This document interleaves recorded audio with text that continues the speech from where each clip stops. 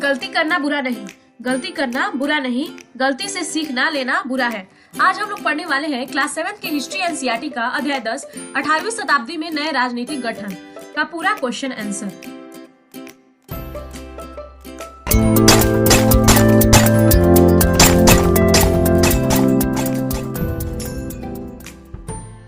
इस अध्याय में सबसे पहला प्रश्न है निम्नलिखित में मेल बैठाएं। सबसे पहला है सूबेदार, प्रांतीय सूबेदार, फौजदार, एक मुगल सैन्य कमांडर, इजारादार, एक राजस्व कृषक, मिस्र, सिख योद्धाओं का समूह, चौथ, मराठों द्वारा लगाया गया कर, कुनबी, मराठा कृषक योद्धा, उमरा, उच्च अभिजात।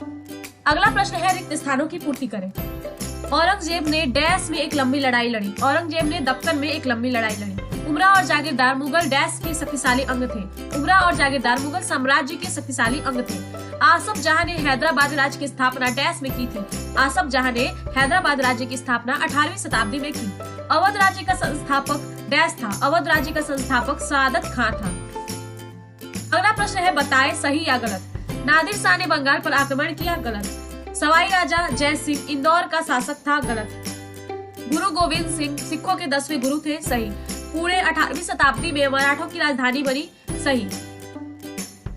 अगला प्रश्न है सआदत खां के पास कौन कौन से पद थे। सआदत खान के पास निम्नलिखित पद थे। पहला सूबेदारी, दूसरा फौजदारी और तीसरा दीवानी। यानी सआदत खान ये तीनों पदों पर काम किया करते थे, एक सूबेदारी, दूसरा फौजदारी और तीसरा दीवानी। अगला प्रश्न है अवध और बंगाल के नवाबों ने जागीरदारी प्रथा को हटाने की कोशिश क्यों की। यानी कि अवध और बंगाल के जो नवाब थे वो जागीरदारी प्रथा को क्यों हटाना चाहते थे। तो अवध और बंगाल के नवाबों ने जागीरदारी प्रथा को निम्नलिखित कारणों से हटाने की कोशिश की। सबसे पहला कारण है दोनों नवाब मुगल शासन के प्रभाव को कम करना चाहते थे। दूसरा है राजस्व के पूर्ण निर्धारण के लिए। तीसरा है अपने विश्वगत लोगों की नियुक्ति के लिए। चौथा है जमींदारों की धोखाधड़ी को रोकने के लिए। तो ये 4 कारण है जिसकी वजह से अवध और बंगाल के नवाब जागीरदारी प्रथा को हटाना चाहते थे। अगला प्रश्न है 18वीं शताब्दी में सिखों को किस प्रकार संगठित किया गया। 18वीं शताब्दी में कई योगी नेताओं के नेतृत्व में सिखों ने अपने आप को पहले जत्थों में और बाद में मिसलों में संगठित किया। सिखों ने राखी व्यवस्था स्थापित की जिसके अंतर्गत किसानों से उनकी उपज का 20% कर के रूप में लेकर बदले में उन्हें संरक्षण प्रदान किया जाता था। तो इस प्रकार से सिखों ने पहले जाथों में और बाद में मिसलों में अपने आप को संगठित किया था। अगला प्रश्न है मराठा शासक दक्कन के पार विस्तार क्यों करना चाहते थे। मराठा शासक निम्नलिखित कारणों से दक्कन के पार विस्तार करना चाहते थे। पहला कारण था शक्तिशाली सेनाएं खड़ी करने के लिए संसाधन मिल सके। दूसरा एक बड़े क्षेत्र पर शासन स्थापित करने के लिए। तीसरा उत्तरी मैदानी भागों के उपजाऊ क्षेत्रों पर नियंत्रण स्थापित करने के लिए। और चौथा अधिक से अधिक क्षेत्रों से चौथ वसूल करने के लिए। चौथ यानी होता है कि कर, यानी अधिक से अधिक क्षेत्रों से उन्हें कर मिले, इस कारण से। अगला प्रश्न है आसफ जहां ने अपनी स्थिति को मजबूत बनाने के लिए क्या क्या नीतियां अपनाई। आसफ जहां द्वारा अपनी स्थिति को मजबूत बनाने के लिए निम्नलिखित नीतियां अपनाई गई।